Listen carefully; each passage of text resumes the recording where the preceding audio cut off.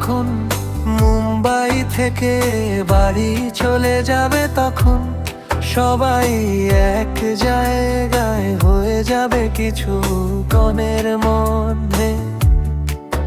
সব চূর্ণ বিচূর্ণ করে দেবে বাগানের ছেলে। একবার যদি খেপে যায় কারো, বাপের ক্ষমতা নেই আটকানো আমাদের দলের ছেলেদের।